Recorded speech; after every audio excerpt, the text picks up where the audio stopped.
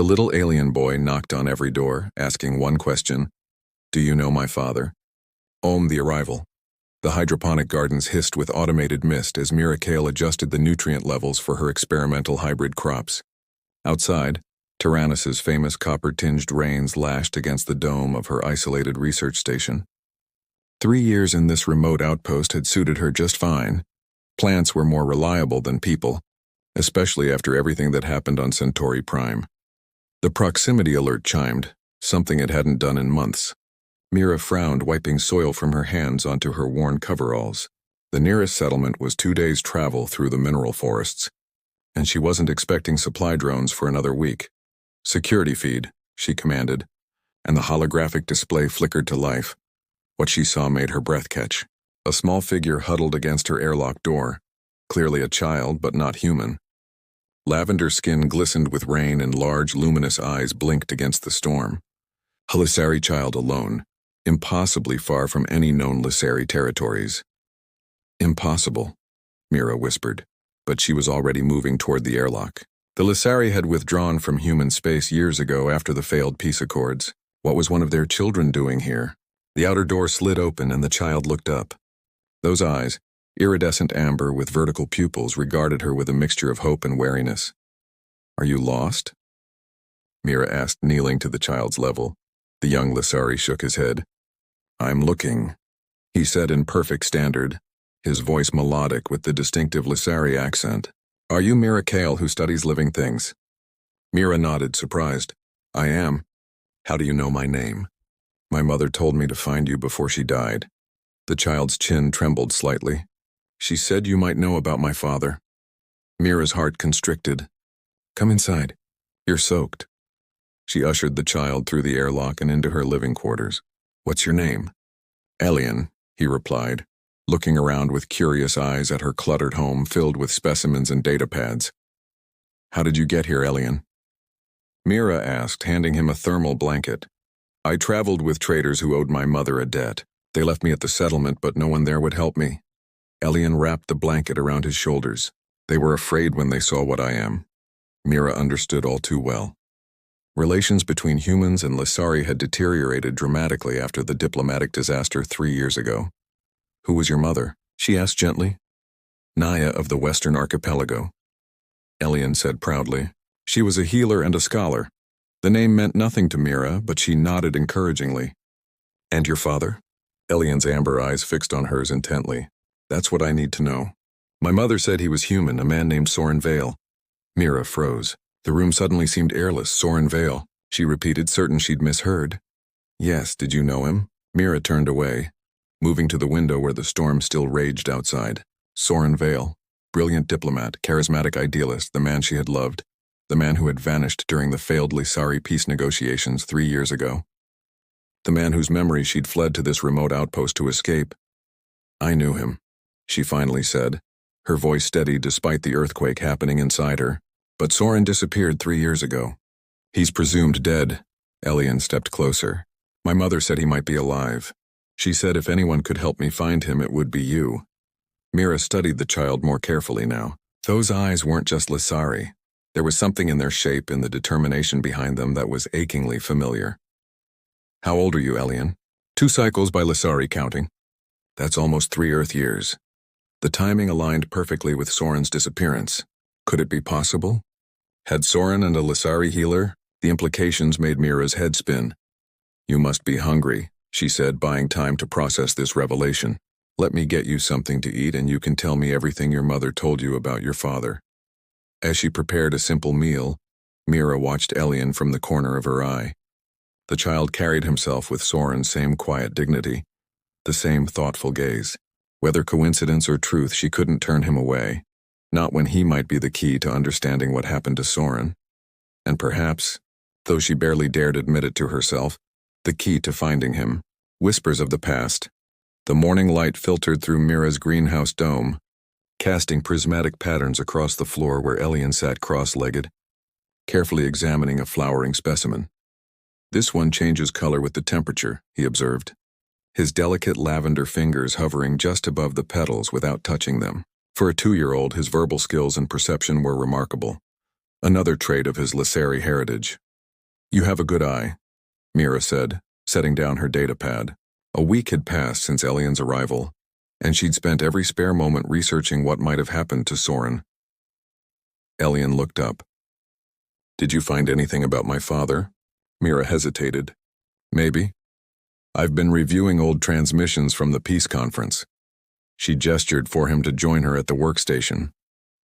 The official record says Soren's shuttle exploded during an unauthorized departure from the Lissari homeworld. But my mother said that wasn't true, Elian insisted. She said it was made to look that way. By whom? The Concordiat. Elian pronounced the word carefully as if he'd practiced it. She said they didn't want peace. The Concordiat, the military-industrial coalition that had gained political control after the failed peace talks. Mira had always suspected their involvement in Soren's disappearance, but she'd never found proof. Your mother, Naya, how did she know Soren? Elian's expression brightened. She was assigned as his cultural liaison. She taught him our language and customs. She said he learned faster than any human she'd met. That sounded like Soren. His gift for languages and cultures was what had made him such an effective diplomat. And they fell in love, Mira said quietly. Not a question, Elian nodded. After the explosion, she found him injured and hid him. But then people came looking, and he had to leave to protect her.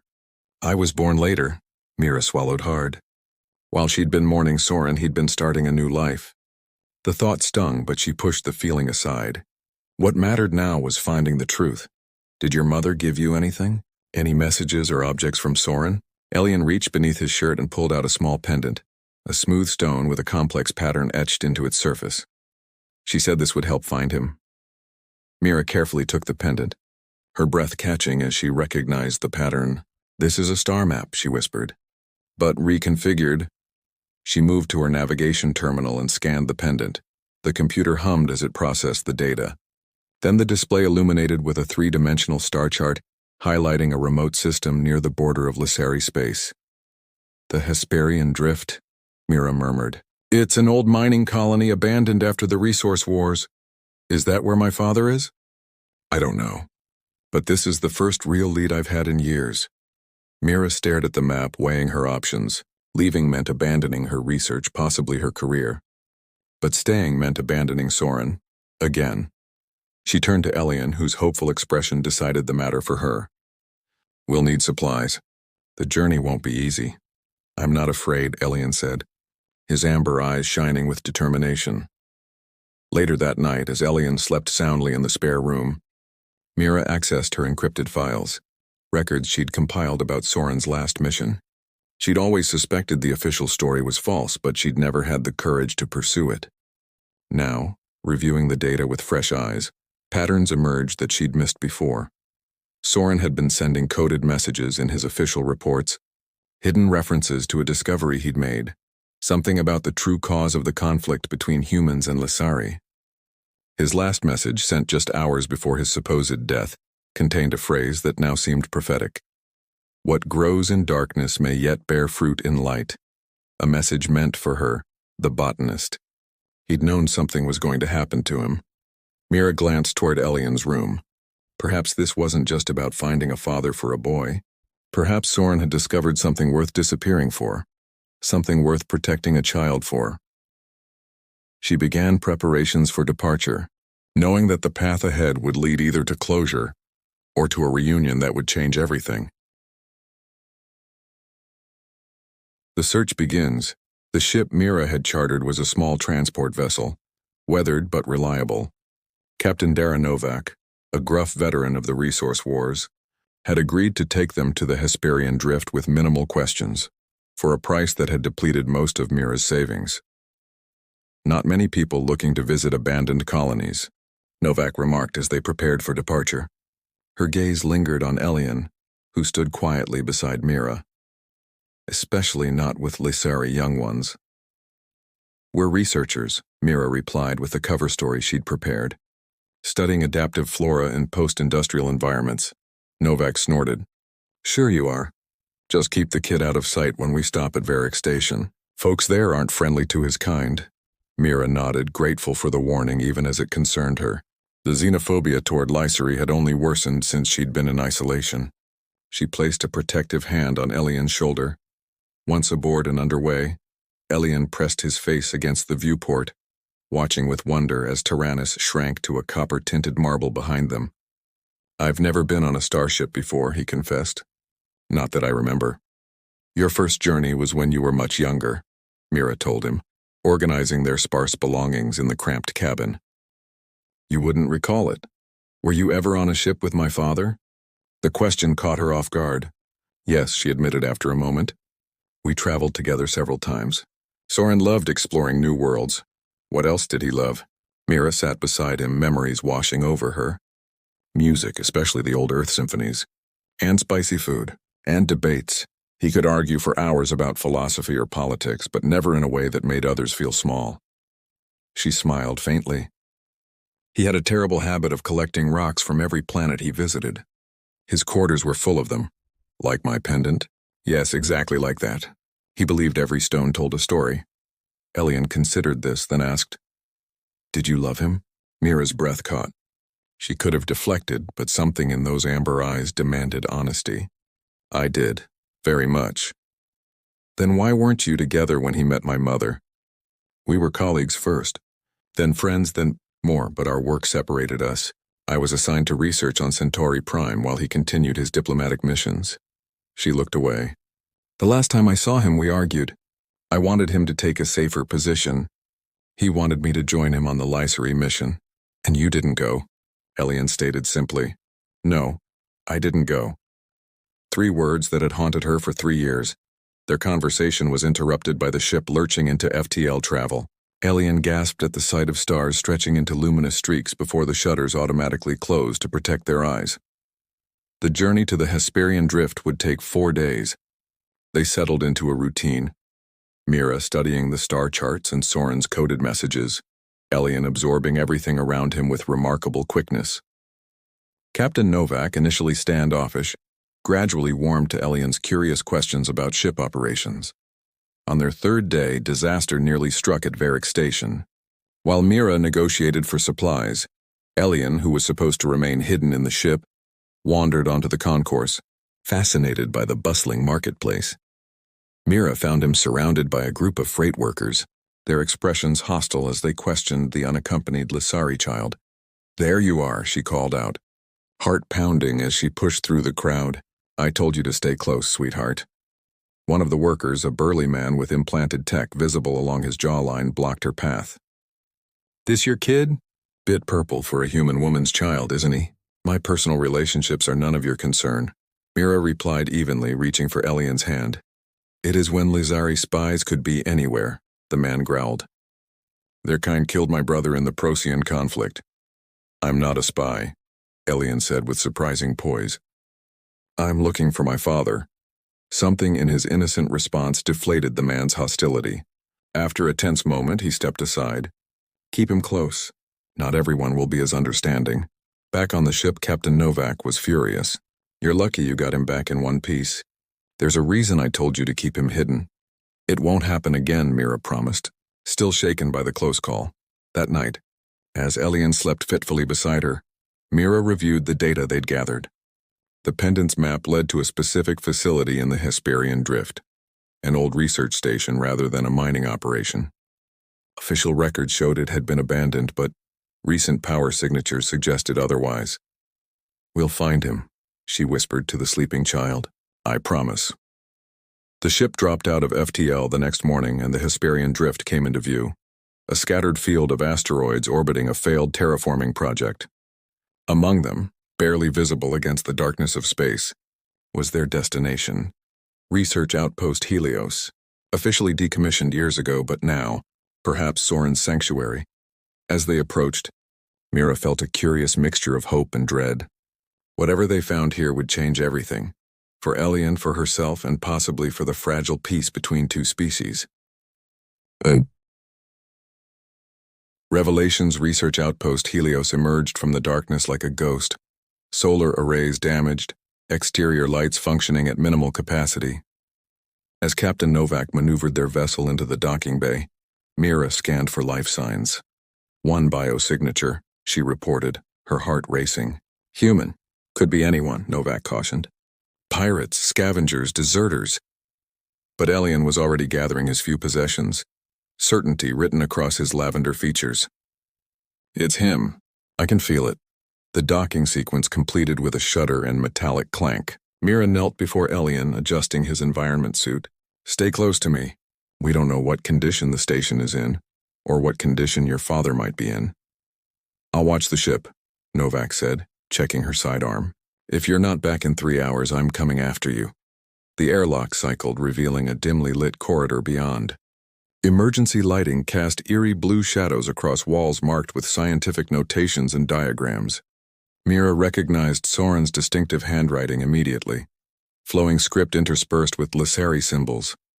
He was working on something here, she murmured, examining the equations. Something to do with genetic compatibility. They followed the corridor deeper into the station, passing laboratories filled with sophisticated equipment, far more advanced than what should have been in an abandoned outpost. In one room, cultivation tanks held specimens of plant life that Mira recognized from both Earth and Lissari worlds. These are hybrids, she realized, examining the specimens. Plants from different worlds that shouldn't be able to cross-pollinate. Like me, Elian said quietly. Mira looked at him sharply, understanding dawning. Is this what Soren discovered? A way to prove that humans and Lissari are genetically compatible? Before Elian could respond, a door at the far end of the laboratory slid open. A figure stood silhouetted against the light beyond, tall and lean with the unmistakable bearing that Mira would have recognized anywhere. Soren, she breathed. He stepped forward and Mira gasped. The right side of his face bore intricate flowing markings that she recognized as Lissari. Not tattoos, but biological modifications that glowed faintly with bioluminescence. His right eye was now amber with a vertical pupil matching Elian's perfectly. Mira, his voice was the same, though roughened by surprise. His gaze shifted to Elian and emotion overwhelmed his features. You found him. You brought my son. Elian stood frozen for a moment, then ran forward. Soren dropped to one knee, opening his arms to receive the child he'd never met. Their reunion was wordless, foreheads touching in the traditional Lissari greeting between family members. Mira watched, tears streaming down her face, joy and confusion warring within her. When Soren finally looked up at her, his expression was a complex mixture of gratitude and apprehension. You shouldn't be here, he said, though his tone belied his words. It's not safe. Naya said Mira would help me find you, Elian explained. Before she died, pain flashed across Soren's face. Naya is dead when? 3 months ago. A sickness came to our village. Soren closed his eyes briefly. When he opened them, they were filled with resolve. Then we have even less time than I thought. He stood, keeping one hand on Elian's shoulder. Come. There's much I need to explain. He led them to a central chamber that functioned as both living quarters and command center. Holographic displays showed data streams that Mira couldn't immediately decipher. After the explosion, which was real, though I survived it, I discovered that members of the Concordiat had been deliberately sabotaging peace efforts, Soren began. Not for political reasons, but biological ones. What do you mean? Mira asked. They discovered what I later confirmed, that humans and Lissari share a common ancestor. Our species are compatible at a genetic level, capable of producing viable offspring. His gaze fell on Elian. The Concordiat feared this would lead to integration rather than segregation. They've been manipulating both sides for decades. Mira absorbed this with growing horror. They wanted war instead of understanding. Resource control, Soren corrected.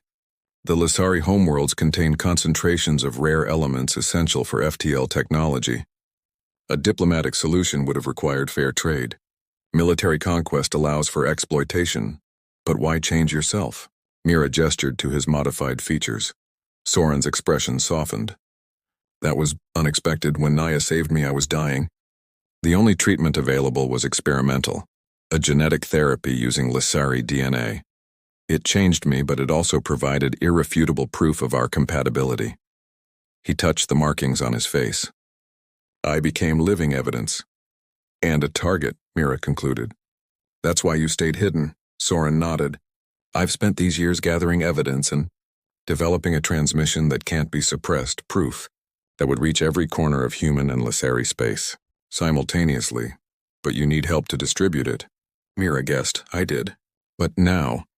He was interrupted by an alarm blaring through the station. Soren rushed to the console. Proximity alert. A Concordiate vessel just dropped out of FTL. Captain Novak? Mira suggested hopefully. Soren shook his head grimly. Military-grade signatures. They found us. He turned to Elian. How did you find me? Exactly. Mother's pendant, Elian said, holding it up. The star map.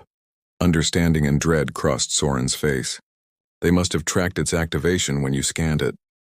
He began rapidly inputting commands. We need to launch the transmission now before they can stop it. Will it work? Mira asked, moving to help him. It has to. Soren looked up at her, then at Elian. Everything depends on it. Reunion and renewal. The station's systems hummed to life as Soren initiated the broadcast sequence. Across the displays, confirmation signals flashed. The truth about human and Lysari compatibility streaming to research centers, news outlets, and civilian communications arrays across both territories. Transmission active, Soren announced. Now we need to survive long enough for it to matter. The entire station shuddered as the Concordiate vessel attempted to establish a forced docking connection. Mira's communicator chimed, Captain Novak's voice crackling through. We've got company and they don't look friendly. What's your status? We need to evacuate, Mira replied. Can you break away and circle back for extraction? Negative. They've locked onto us with a tractor beam. We're going nowhere. Soren exchanged a look with Mira. There's an emergency shuttle in the auxiliary bay, he said. Designed for stealth. Minimal signature, reflective hull. Another violent shudder rocked the station. The sound of metal cutting through metal echoed through the corridors. They're forcing entry, Soren said, gathering data cores in a small case. We need to move now. They rushed through the station toward the auxiliary bay, Elian between them. Behind them, the unmistakable sound of armored boots on metal flooring grew louder. There! Mira pointed to a sleek, dart-shaped vessel docked in a recessed bay. As they approached, shots rang out, energy weapons scorching the wall beside them. Get inside! Soren pushed Elian toward the shuttle, then turned back, drawing a weapon Mira hadn't realized he carried. I'll hold them off. No, Mira grabbed his arm. We're not separating again. Their eyes met, human brown to half Lysari amber, and decades of history passed between them in an instant. Without another word, they retreated together to the shuttle, Soren laying down covering fire as they went. Inside, Soren quickly initiated the launch sequence while Mira secured Elian. The shuttle's engines powered up with a promising hum. Can you pilot this thing? Mira asked as the airlock sealed. Soren flashed her a smile that was achingly familiar despite his changed appearance. Who taught whom to fly again? The shuttle shot free from the station just as Concordiate soldiers breached the auxiliary bay.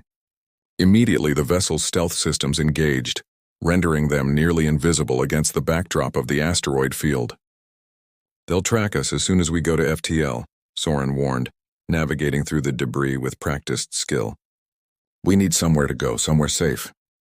The colony on Tyrannus, Mira suggested. Soren shook his head. Too isolated. Too easy to disappear us. He glanced at his son, then back at Mira. We need to go public. The central hub on Centauri Prime, where everyone will see us. That's insanely dangerous, Mira argued. Hiding didn't keep Naya safe, Soren countered quietly. And I won't hide my son anymore. Elian, who had been silent, suddenly spoke up. Mother said the truth would protect us when she couldn't. Soren reached back, squeezing his son's hand. She was right. Mira's communicator chimed again, this time with a message rather than a call. It was from Captain Novak. Transmission spreading. Major networks picking it up. Concordiate issuing denials. Safe travels, botanist. It's working, Mira breathed. Your message is getting through. Soren's expression filled with cautious hope. Then Centauri Prime it is. We make our stand in the light, not the shadows. As the shuttle prepared for the FTL jump, Mira found herself studying Soren, the familiar and the foreign now integrated into one being. His transformation was jarring yet somehow fitting. He had become a physical manifestation of the bridge between their peoples. I never stopped looking for you, she said quietly as Elian dozed in the rear compartment. Not really, Soren's gaze softened. I never stopped hoping you would. He hesitated. But I also never expected you to accept this. He gestured to his altered features. Mira reached out, tracing the luminescent markings on his face. You forget what I do for a living. I study how life adapts and evolves. Her fingers lingered at his jaw. You're still you, Soren, just more. And Elian? He asked, his voice vulnerable. Can you love him? Mira finished. I already do. The shuttle entered FTL space, the stars stretching into luminous ribbons around them. In that suspended moment between places, they were simply three souls bound by circumstance, choice, and perhaps destiny. 3 weeks later, they stood together on the observation deck of Centauri Prime's central hub. Below them, humans and Lysari moved through the concourse, not in perfect harmony, but with a new awareness. Across the galaxy, the evidence Soren had gathered was being verified independently by scientists from both species. The Concordiat was facing inquiries and rapidly losing power. It won't be easy, Soren said, watching a mixed group of human and Lysari children playing in a newly established cultural center. Centuries of mistrust don't disappear overnight. But it's a beginning, Mira replied, her hand finding his. Elian, who had been formally recognized as the first officially acknowledged human Lysari child, leaned against the railing between them. What happens now? He asked.